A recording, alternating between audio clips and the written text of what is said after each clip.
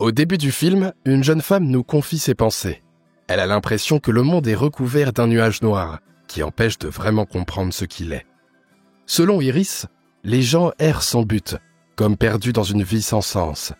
Pour elle, c'est presque une bonne chose, car cela permet de mieux apprécier les changements positifs quand ils arrivent. Dans le rayon fruits et légumes, Iris aperçoit un garçon mignon qui tente de l'aborder mais fait tomber des oranges partout. Elle éclate de rire gentiment et comprend que ce moment, ce petit désastre charmant, est peut-être justement ce bon changement qu'elle attendait. Iris réfléchit. Dans sa vie, elle n'a connu que 2 vrais tournants. Le premier, c'était sa rencontre avec Josh. Le second, le jour où elle lui a ôté la vie. Peu après leur rencontre, Iris commence à sortir avec Josh et ils partent ensemble vers une cabane au bord d'un lac. La jeune femme se réveille dans la voiture et réalise qu'elle a dormi très longtemps. Elle raconte à Josh qu'elle vient de rêver du jour où ils se sont connus. Peu après, ils arrivent à la cabane grâce à la voiture autonome de Josh.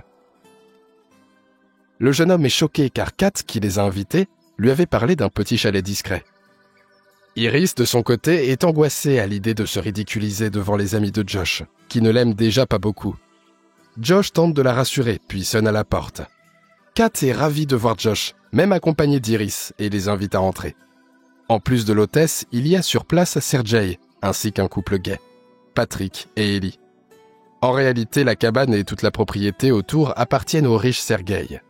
Iris, mal à l'aise, décide de s'éclipser quelques instants. Elle déballe ses affaires, puis file sous la douche pour se rafraîchir un peu.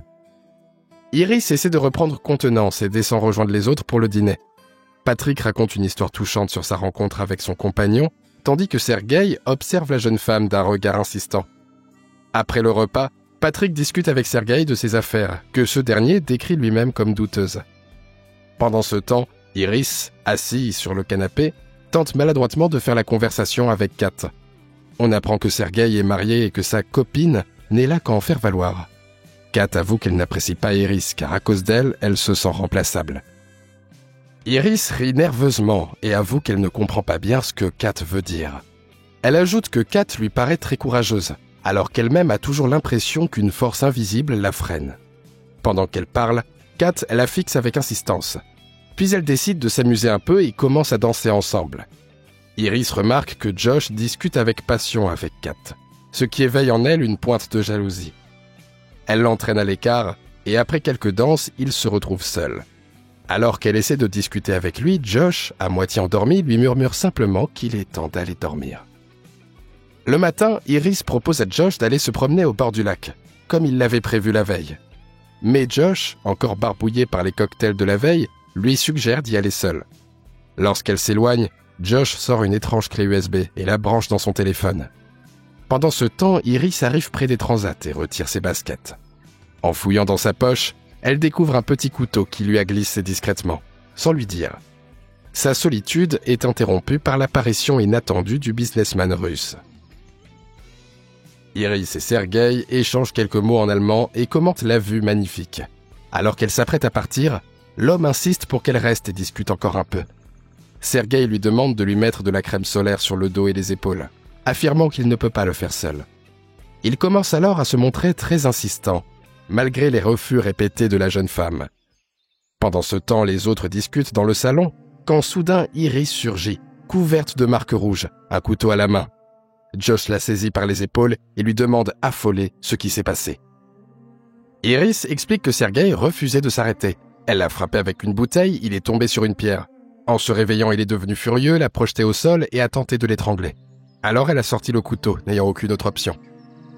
En racontant tout cela, Iris tombe en crise de panique et Josh prononce calmement la commande « Il est temps de dormir ». Et elle s'éteint instantanément, comme une poupée. Avec l'aide de Patrick, Josh attache Iris à une chaise pendant qu'elle est désactivée. Ellie demande comment un compagnon peut attaquer un humain alors que c'est censé être impossible. Josh est tout aussi surpris et évoque un éventuel dysfonctionnement grave. Il rallume Iris qui, en pleurs, jure qu'elle n'a blessé Sergey que pour se défendre. Josh la croit, car un compagnon n'a tout simplement pas la capacité de lui mentir. C'est programmé. Il révèle alors la vérité. Iris est en fait un robot. Le compagnon refuse d'y croire, mais Josh lui prouve qu'elle parle couramment des langues qu'elle ne savait même pas connaître. Il raconte à la jeune femme que même le souvenir de leur toute première rencontre était faux. En réalité, Iris lui a été livrée dans une boîte et c'est lui qui a installé tous les paramètres nécessaires. Josh continue de lui parler quand Kat entre dans la pièce. Il s'éloigne pour discuter avec elle, laissant Iris seule, qui en profite pour couper ses liens avec le couteau. Quand Josh revient, elle le frappe et s'empare de son téléphone, contenant toute sa programmation. Elle s'échappe aussitôt. Dehors, Josh raconte à Ellie qu'il a lui-même augmenté l'agressivité d'Iris et désactivé le protocole interdisant de nuire aux humains. Il explique que si la société découvre ça, ils comprendront que la modification a été faite volontairement. Ellie demande pourquoi ils ont eu besoin de se débarrasser de Sergei de manière aussi extrême.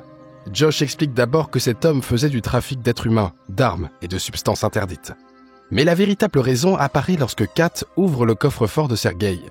À l'intérieur se trouvent près de 12 millions de dollars en liquide. Josh précise que Patrick et son compagnon avaient été invités comme couverture, mais qu'à présent, ils sont tous les trois complices. Ellie s'étonne. Ils sont 4. Puis il désactive son compagnon et hurle que Josh, avec ses aveux, a failli ruiner des années de relation. De son côté, Iris trouve une cachette dans la forêt et allume le téléphone de Josh. La première chose qu'elle fait est de désactiver les commandes vocales qui permettent de la mettre hors service. Ensuite, elle teste différentes voix et couleurs d'yeux, ce qui l'amuse beaucoup. En consultant les paramètres, elle découvre que son intelligence est fixée à seulement 40%. Puis elle la fait grimper à 100. Pendant ce temps, les 4 amis partent à sa recherche pour tenter de la réinitialiser. Iris, de son côté, élabore un plan. Elle doit retourner chez elle pour récupérer ses affaires et de l'argent.